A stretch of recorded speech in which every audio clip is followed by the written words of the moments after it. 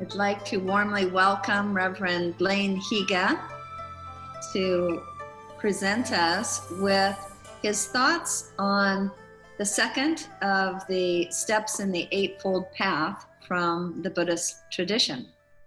I learned of Reverend Higa by reading several articles by him that were inspirational from our midweek paper, a column called Chasing the Light.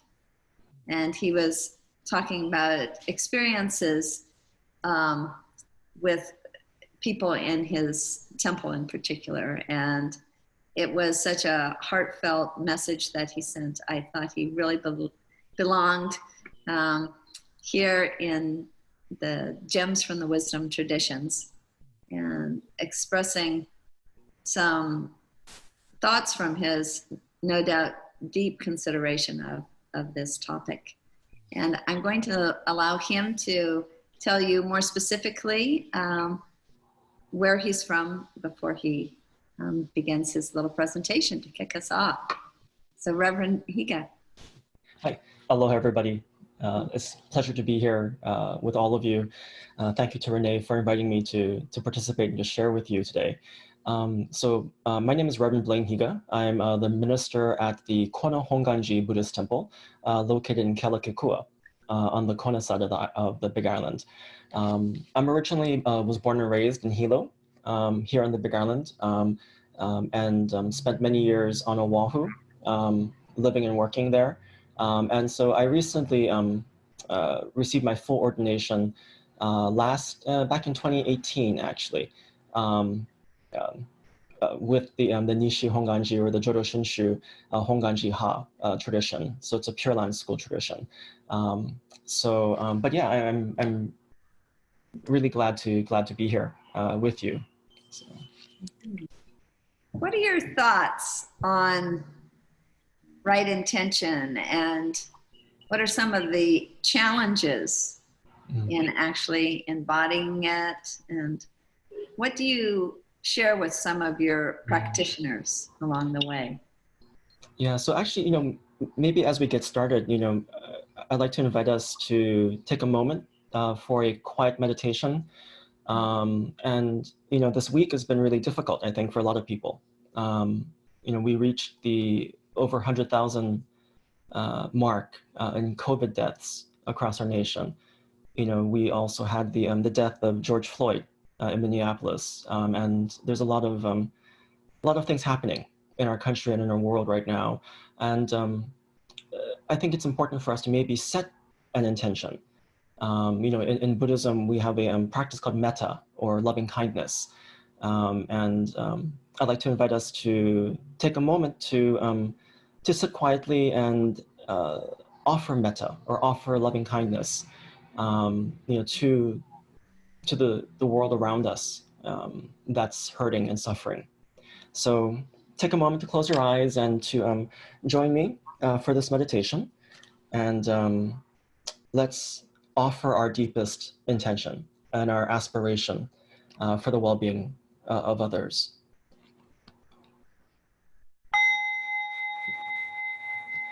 May all beings be happy and well. May no harm or difficulties come to them. May they live in peace and harmony. May I be happy and well. May no harm or difficulties come to me. May I live in peace and harmony. May my family be happy and well. May no harm or difficulties come to them. May they live in peace and harmony. May my teachers be happy and well. May no harm or difficulties come to them. May they live in peace and harmony. May my friends be happy and well. May no harm or difficulties come to them. May they live in peace and harmony. May strangers be happy and well. May no harm or difficulties come to them. May they live in peace and harmony. May my enemies be happy and well. May no harm or difficulties come to them. May they live in peace and harmony. May all beings be happy and well. May no harm or difficulties come to them. May they live in peace and harmony.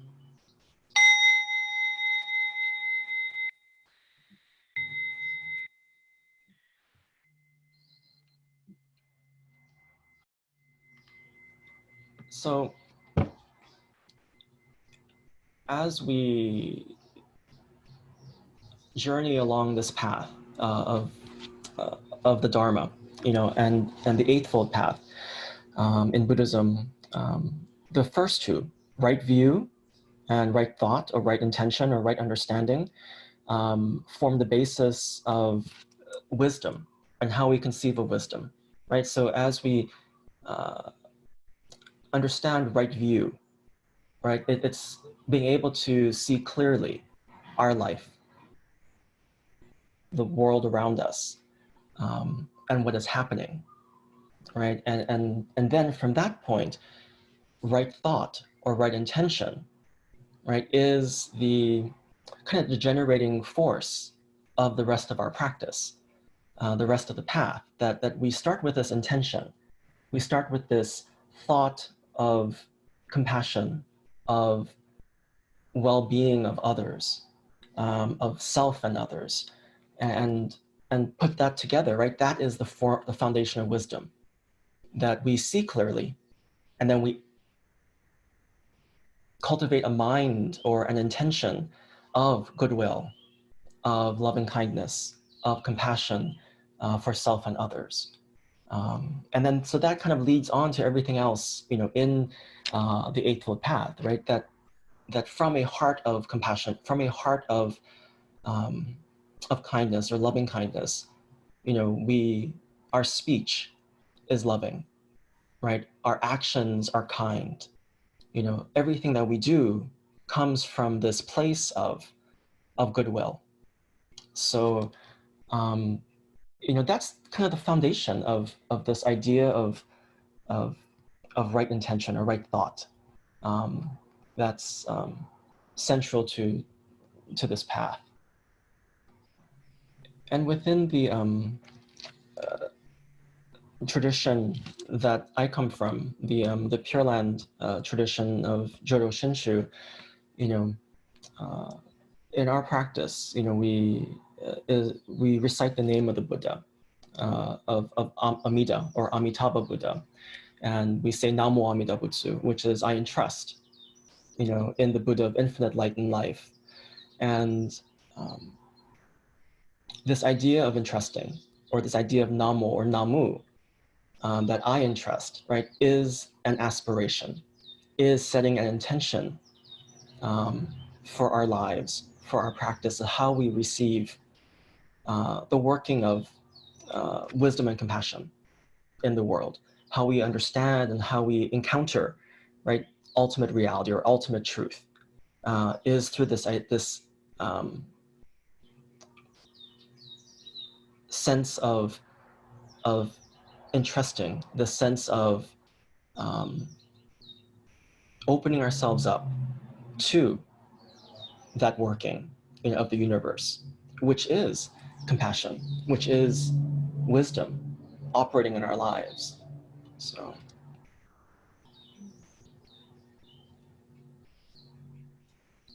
Thank you so much. Do you prefer to be called Reverend Higa? What do you prefer us to call you? Oh, Reverend Higa, Reverend Blayne, whatever is fine. So. Reverend Blayne, perhaps. Yeah. Then. In your experience, what is it that helps you to purify your intention? And I'll start with that question, maybe.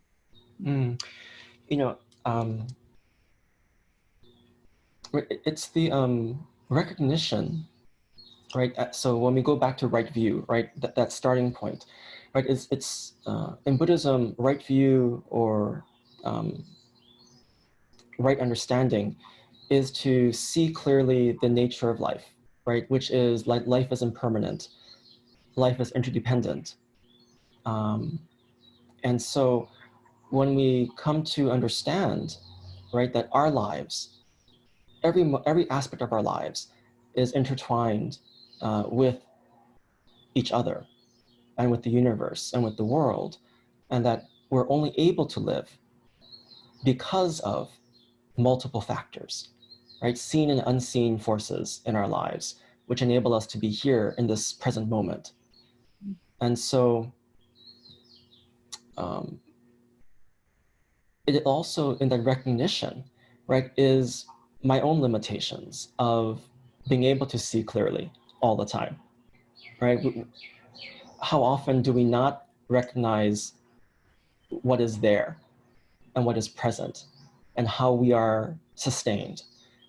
And so, right, so it's the recognition of our own greed, our own hatred, our own ignorance, which for me is a way to kind of remind myself of how do I want to be, right? What is the intention that I want to live by and to live with, right? Is it to cultivate the three poisons of greed, hatred, and ignorance, or is it to cultivate, love and compassion and wisdom in my life?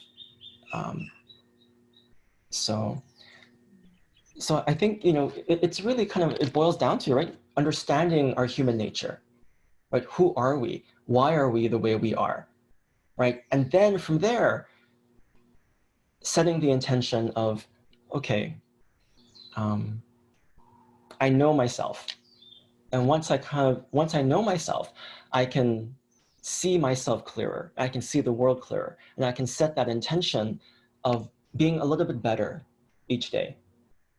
Not perfect, but trying each moment to be a little bit better or to be a little bit more aware of my life and the lives of others and the world around us. So. I remember a teacher once saying, in regard to this idea of holding a compassionate intention, that the first thing that might come to us as the reason we want something might not be that unselfish. Mm-hmm. But it doesn't have to stop there. Mm-hmm. That with that self-questioning that you're talking about, with coming to know ourselves better, then we can ask ourselves, oh, but don't I have a better, higher intention than that? Mm-hmm. Mm-hmm. And then that still might not be broad enough, deep enough, compassionate enough. Mm-hmm. So ask again, don't I have a better intention than that? And it seems like maybe that's a self-compassionate way to keep going, to go deeper. Yeah. And when we think about all the factors that enable us to live, right, that we are allowed to live, right? And so when we see ourselves clearly and we can see these conditions, these causes and conditions that allow us to be who we are, right, we can cultivate a mind of gratitude, right, a heart of gratitude for life, for everything that allows us to be who we are, right? And gratitude is a very powerful way of experiencing life, right? Which helps to set intention, right? So as we are grateful, right, we can do nothing else but to extend that gratitude, right? Through our actions, through our thoughts, through our words, through our deeds. And so it's that appreciation for life. And that idea of gratitude is very much, within this, Pure Land tradition, very much in this idea of receiving, right, limitless and boundless compassion from the universe, from the Buddha, from life itself, right? And how do we live is by expressing our gratitude for that and for those moments of you know, I mean, so many people call it moments of grace, right? Moments of understanding, moments of receiving goodness, receiving light in our lives. So. Huh. Can I open it up to the rest of you? In addition to going within, is it helpful to think about how one can serve others or help others? Because sometimes I find when I'm focusing on others, I'm forgetting myself. And that's a big relief. Mm-hmm. I think, yeah, that's very true. I think it was Mother Teresa, right? It talked about getting lost in service to others. Yeah.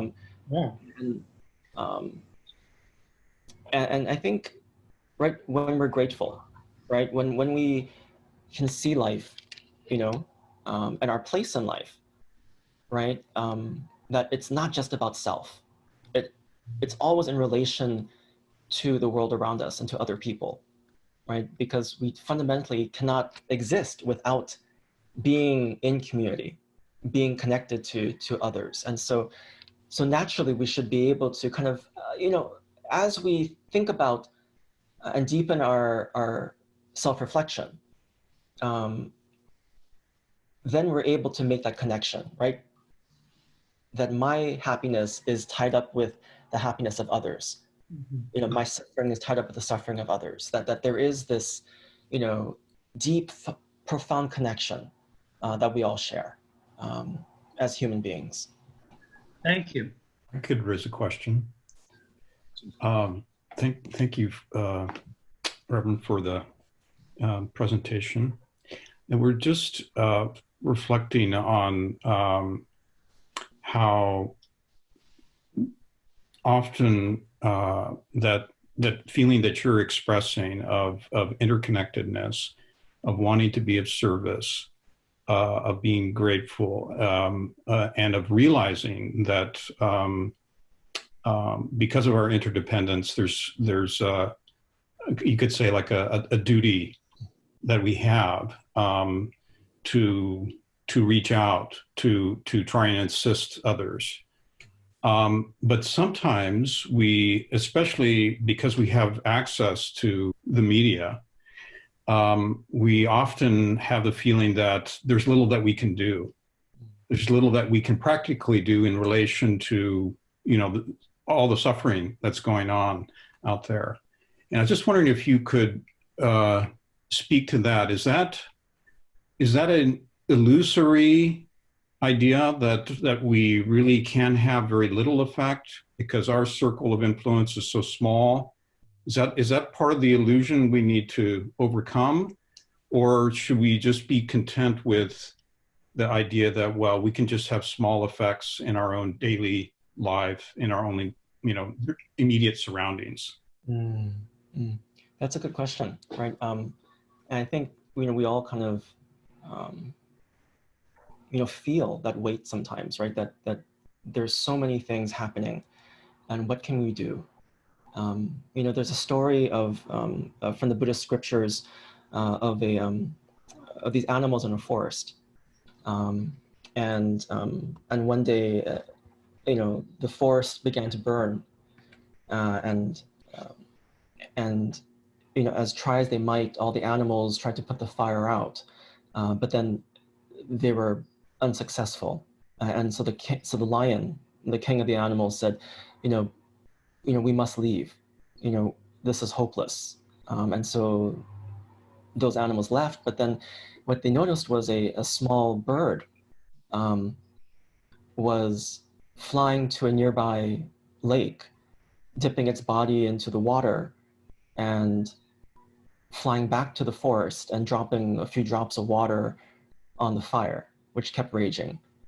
And the animals asked, were calling out to the bird, you know, you're crazy. What are you doing?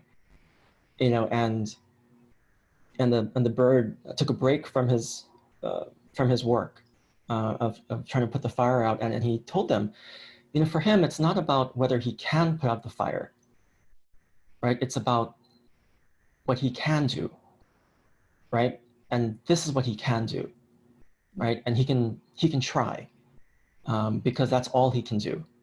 And then he went back to fighting the fire.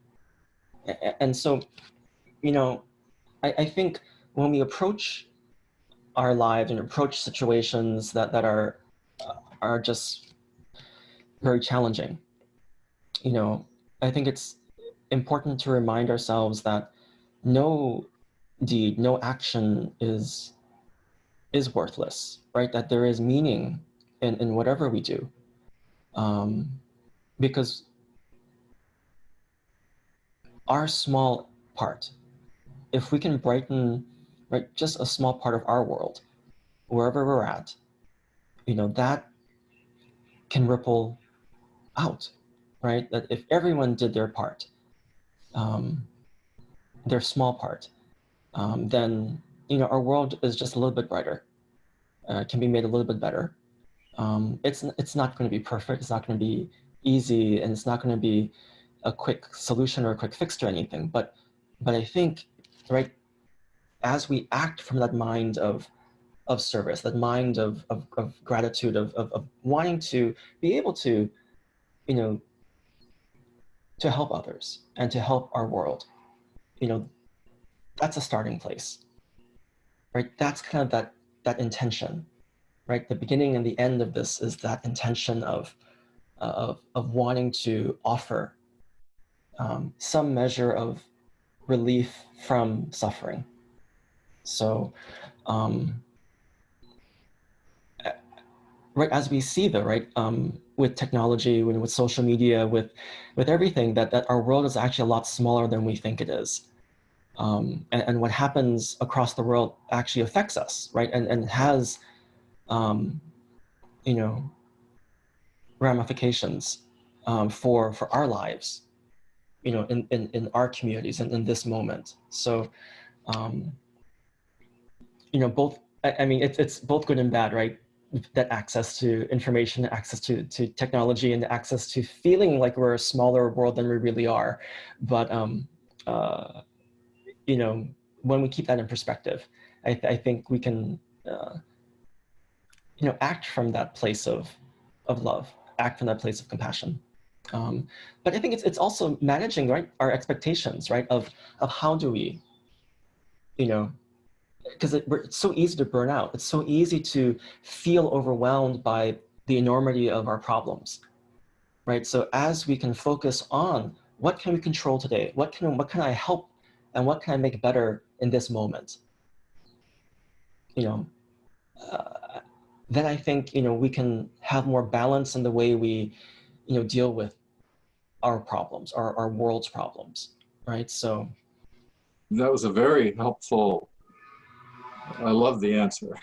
The micro level of making a difference actually is probably deceptive, and it's much more significant than we realize, particularly when we see it in terms of a sum of so many people doing the same thing. That's why the beauty of coming together in a congregation of any kind, where there is that kind of intentionality, can be magnified and accelerated. But I have a different way, a question, I suppose.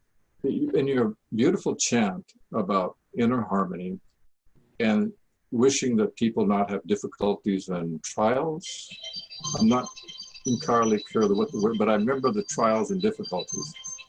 But while that is a good wish, it seems to me, when you look at the world and what we have to face, you really often can't activate your potentials or develop your virtues unless you actually have trials and difficulties.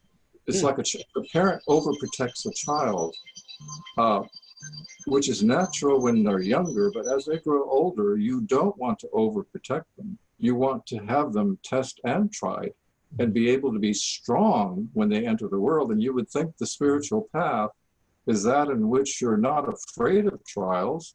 In fact, you welcome them. So it's, well, on the one hand, one can understand the wish of, the general wish for all, because that is genuinely true. At the same time, we have to be aware, don't we, that In fact, it's overcoming trials and working together, collaborating, etc., that makes the defining moments. Absolutely, right? That the right under right view, right? The clarity of understanding this our lives, right, is understanding that life is impermanent, right? That there is this fundamental change that happens and that we're all subject to, and that's realizing that, you know, having the aspiration for the well-being of others does not diminish the fact that there is suffering and that there is challenge and that there is obstacles in life, right? Yeah. That it's these things which allow us to grow, to be able to appreciate, right? But it's also recognizing that because life is impermanent, right? The good things in life are impermanent, but also the bad things in life are impermanent also, right? That we're still in this process of change, continual change. So there's hope, right? That the dark days are not eternal, right? That there is light as well. You know, in Buddhism too, you know, in the lotus, right, is is a beautiful symbol of enlightenment, of awakening, and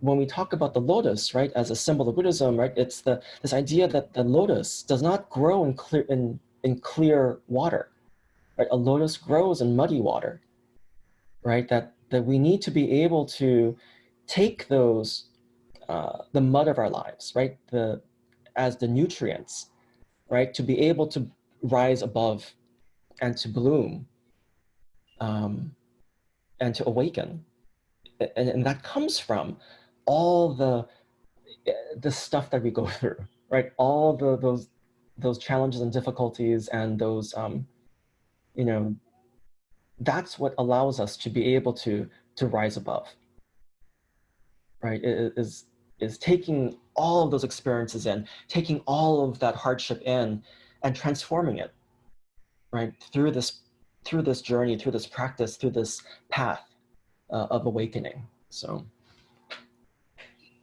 Thank you. It sounds like what you're saying, if I understand it too, is if there's something called, if there's learning that occurs in following the path, then one needs to discern, part of wisdom is learning to discern that which promotes the good and lessen that which causes unhappiness, evil, and misery, so that one grows in wisdom and understanding and makes wiser and wiser choices, and particularly sees it in relation to the conditions of other human beings with whom one is engaged in one way or another.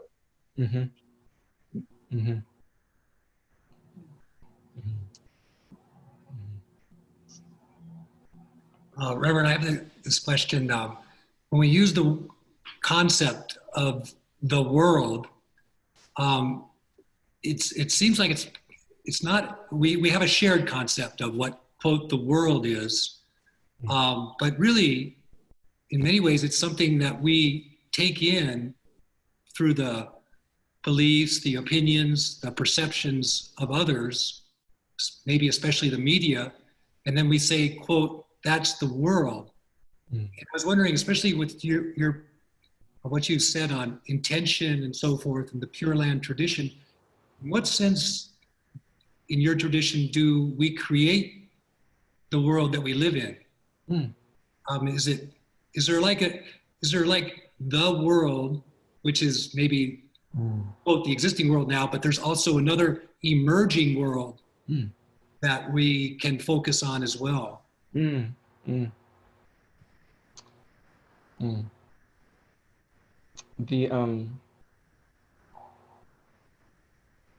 Shakyamuni Buddha, talked about, with our minds we create the world. That if we act or act with kindness, right, then kindness follows us. Or if we act with, meanness or hatred, then that follows us. Right, that there is this. We're responsible, right, for the world that we inhabit and that we create, right, through our actions.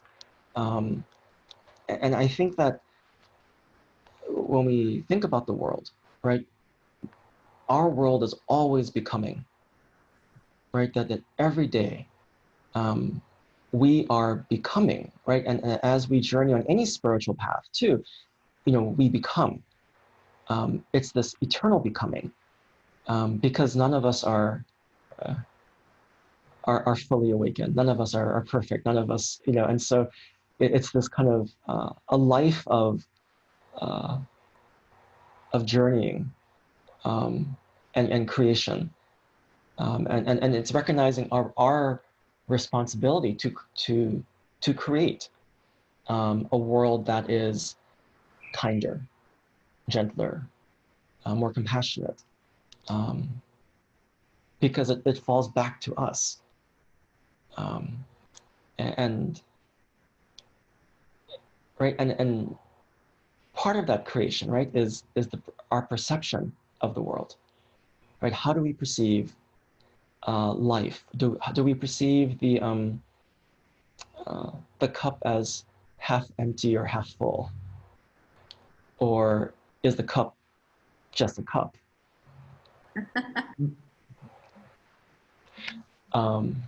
So I think when we it just boils back down to, right, that we are responsible for our actions. We're responsible for cultivating the highest intentions, right, for our world that we inhabit. So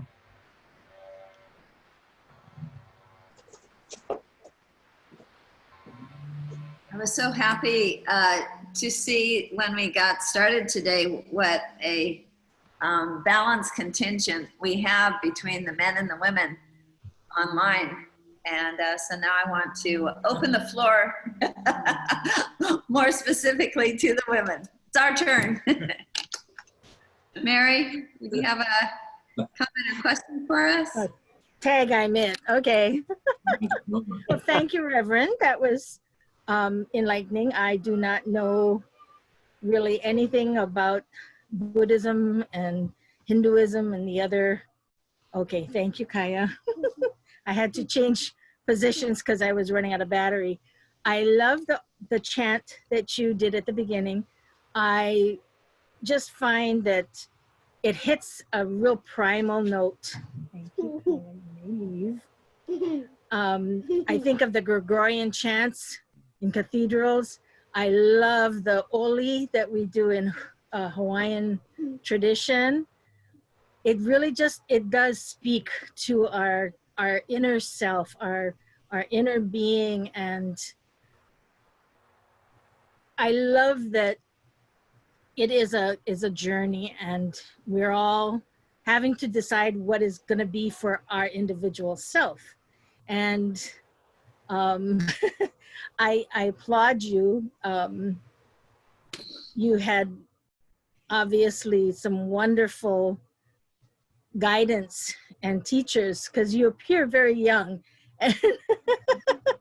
And I'm thinking to myself, okay, I have had a long journey, and I'm still getting messages, especially on how to be nice to the people around you. They're the ones that are challenging us the most. So thank you. Amen. I haven't actually heard chanting in English from the Buddhist tradition before, so that actually was a wonderful addition. Thank you for starting our gathering in that manner.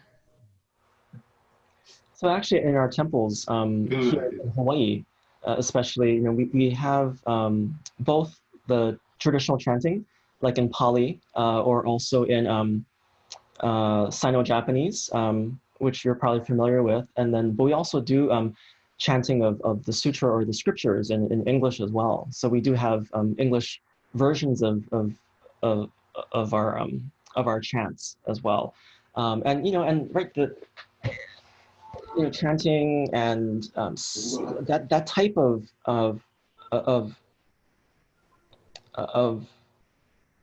ritual or liturgy, right, from various traditions, right, tap into something primal, tap into something that is touches us and creates an experience and connection to something greater than ourselves, that's deep within, right, and creates that moment of letting go, the moment of awareness, the moment of the moment of just kind of being present with the sacred, and I think that's something that we can all tap into, right?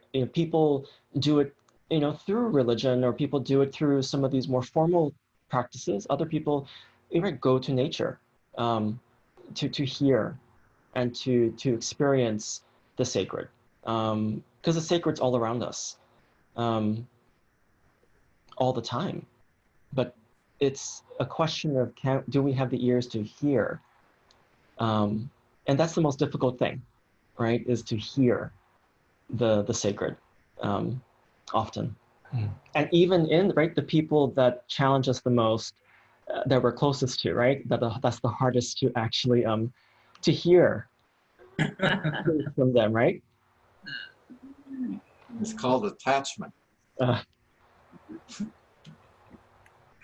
I don't have anything wise or wisdom like to contribute to today's conversation, but I find it very a little strange, because today Renee, when I opened my email, invited me to today's conversation. I had no idea what the topic would be on or the guest, but this Honganji, I was told, and I did visit once, my grandfather built or made one of those little stone-like lanterns that's in the lawn of the bishop's yard. Oh. And you can see it from the parking area. Uh-huh. Although I've never been to that church, because I was never interested, as growing up as a Japanese American in my age, third generation, I was never interested in, Buddhism. I was, so today was like really refreshing and kind of gave me goosebumps. But it brought back memories of how my ancestors made their way to Hawaii and helped the community, helped one another, and that's why I'm here today. So I appreciate that very much. Thank you. Wonderful. And actually, I know exactly which lantern you're talking about. Oh, yes. Thank you. Yeah.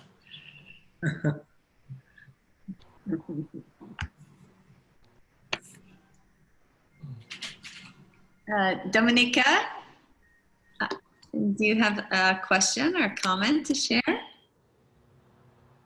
Hi. You're from the Vipassana tradition, right? Can you hear me? Yeah. Okay. So, yeah.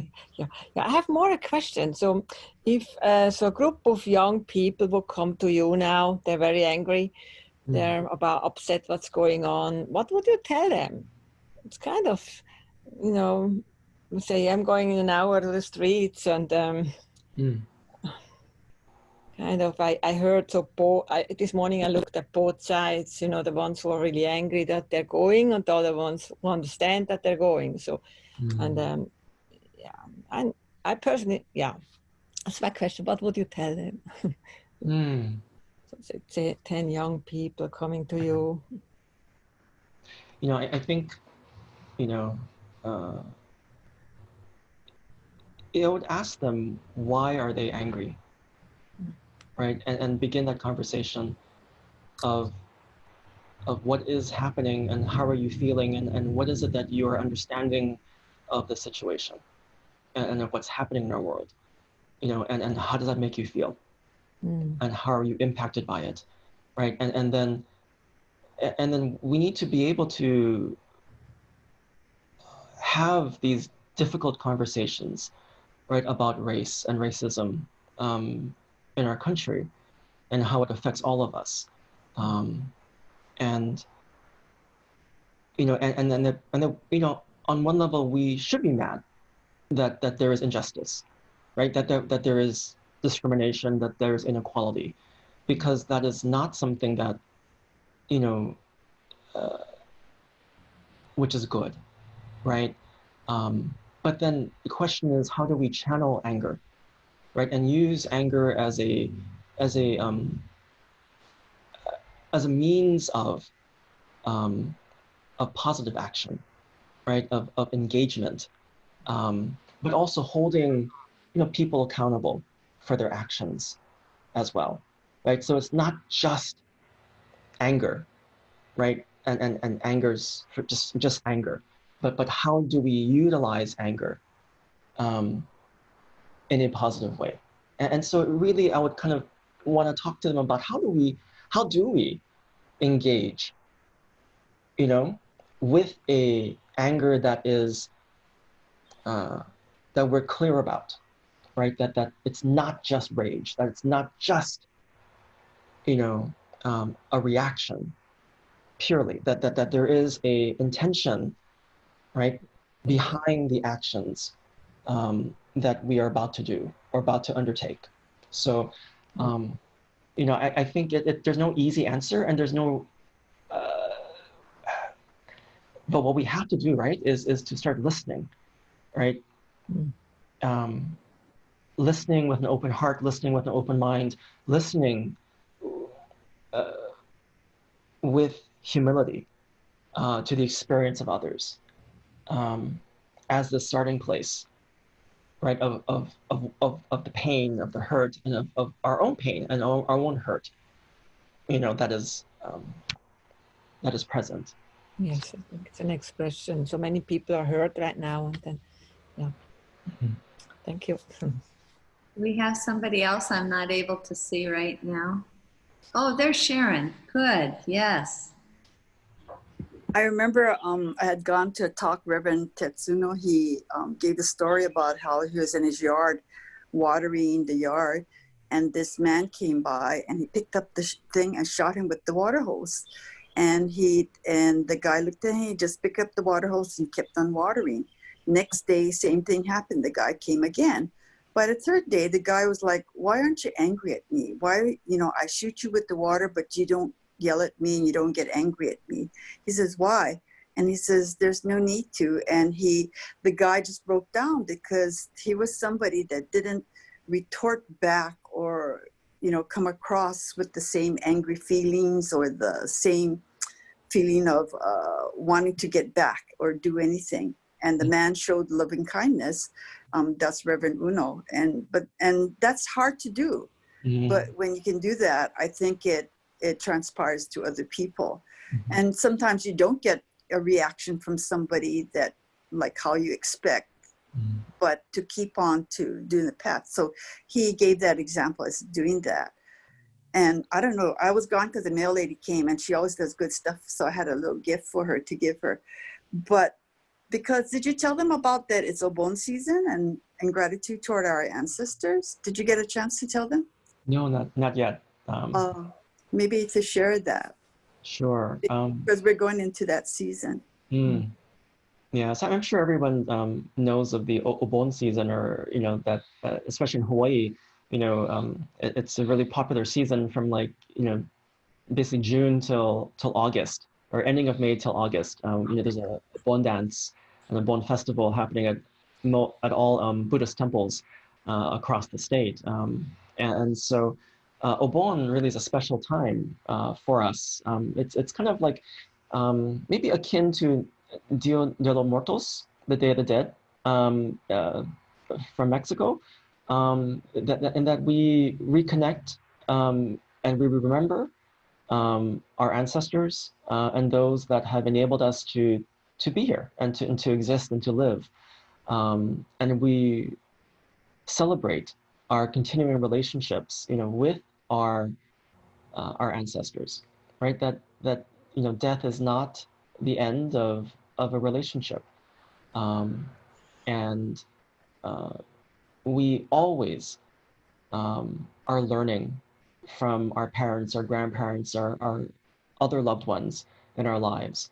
And so the Obon season is really a festival of memory, of joyful memory, of celebrating that connection to life, to love, that is enduring throughout our lifetime and beyond. So, and it's actually, based on a Japanese kind of folk festival. So you'll see, colorful lanterns and people dressed up in yukata and happy coats and wearing hachimaki, like those bands, cloth bands around their heads or around their necks as well. So, but unfortunately, I think because of the pandemic, this year, pretty much I think all of the Bon dances will be canceled this year. So. You caught my attention with the lotus rising up through the mud. Gives me a lot of wiggle room.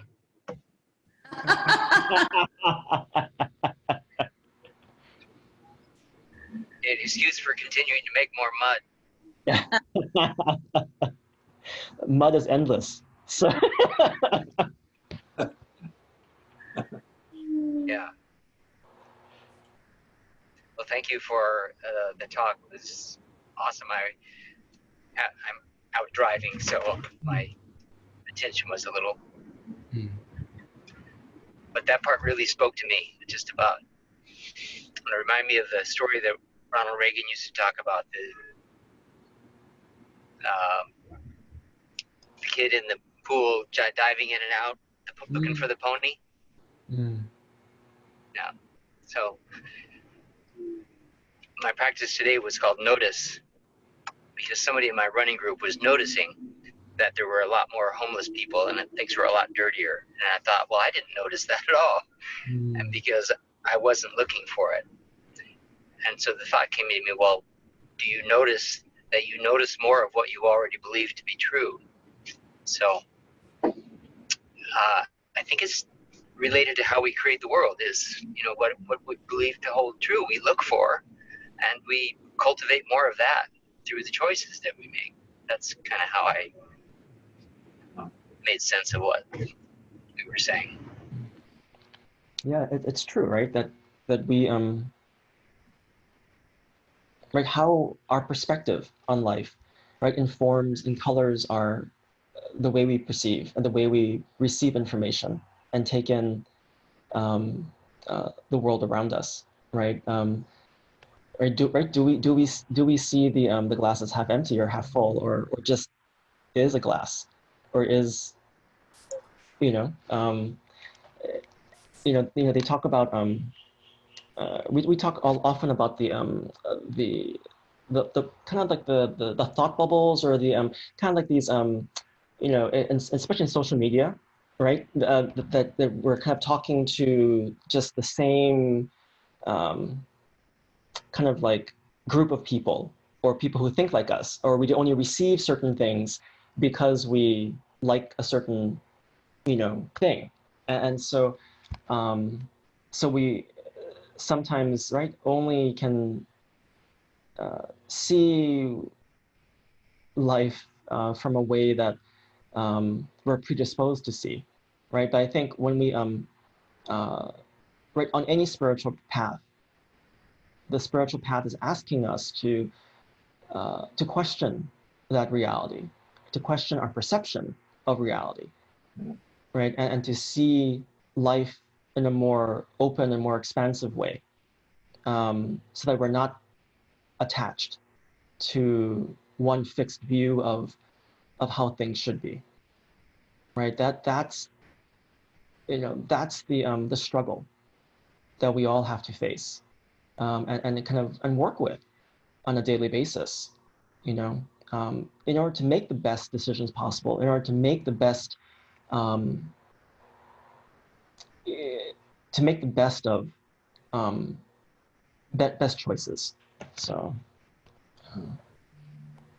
can I ask if we could have either Kirk or Jim give us a little vote of thanks to Reverend Blayne for wonderful discussion that he's provided for us.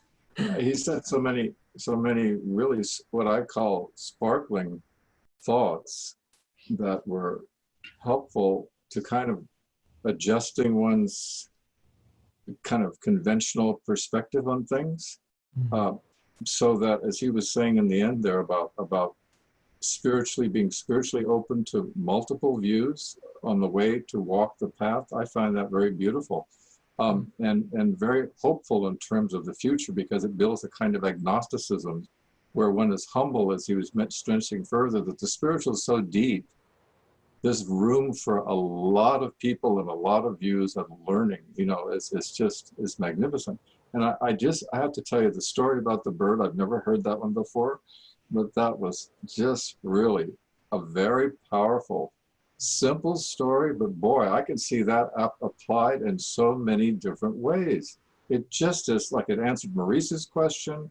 It just is the kind of thing that lends a kind of dignity to everyone's efforts to do any kind of good in any kind of situation in the world, so that everything matters. You know, the whole notion of interdependence. So I think there was just a wealth of things that we could contemplate and think about in what was being said, plus that wonderful statement by the person, I don't know, but she was talking about third generation Hawaiian, but it's very uplifting. To me, what I found by the Reverend, it was just the kind of thing that's just, it buoys your spirit. It gives you buoyancy.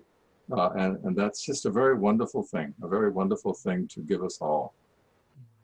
Thank you, Jim. Thank you so much, Reverend Blayne. It was a true joy and a privilege to have you join us for Gems from the Wisdom Traditions. Thank you very much. Very wonderful, wonderful meeting. Thank you all so much.